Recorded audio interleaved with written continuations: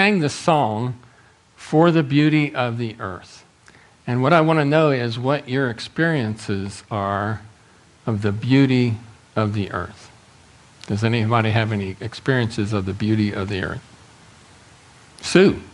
Yes, when I went on the... You're the runner. Yeah. I'm not running, I'll walk. When I went on the National Youth Conference with our oldest son, John, we rode in the bus and we passed through the Denver, Colorado area, and I can see where the song, The Purple Mountains Majesty, because those mountains were beautiful and purple, and only a God of creation can do that.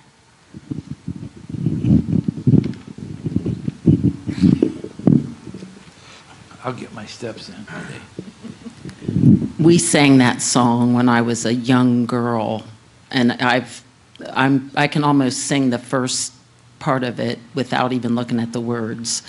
And I remember learning that as a child. But last weekend, my husband and I and some friends went to a Lake Laurel in Kentucky, and it's connected to the Cumberland Lake, but there's all these nooks and crannies that we ventured back into, and the stone and the bluffs and the cliffs were breathtaking.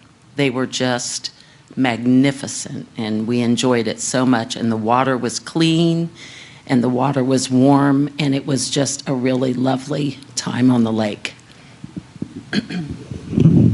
And mine's similar to both of theirs. We've had the privilege of going to Niagara Falls twice, and that's to me the most beautiful, awe-inspiring place you can be, to see the power of God.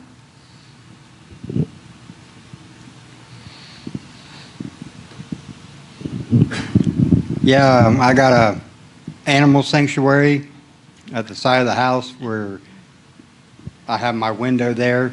I set up my computer, and I get to see all the magnificent different birds and their colors and all the flowers that we got planted out there grow. So it reminds me every day that, what God had created.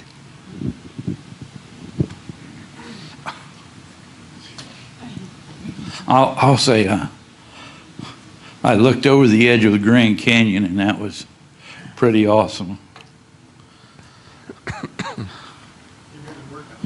I know it. I'd just like to say that back when the partial eclipse happened with the sun and the earth, I remember that day very distinctly. We were at our house in Richmond and looked north and we saw the clouds, but we looked south and we didn't see as many clouds. And they were kind of moving very slowly towards us. I said, Linda, we got to go south. So we went south. And we were at Brookville, where the reservoir and the beautiful lookout, and we had our sunglass or our solar glasses, and it was just a memorable time. We met people there that we knew, and this one fellow was charting the eclipse. But there's something special about the heavenly bodies, and I can't get over the stars and the sunsets that we have. April 8th, on the calendar, it's going to be the total eclipse, and it's going to occur in our area, the Richmond, Hagerstown area, the path of the eclipse. So I guess already everything's booked. A lot of things are booked. Over 20,000 people will be there.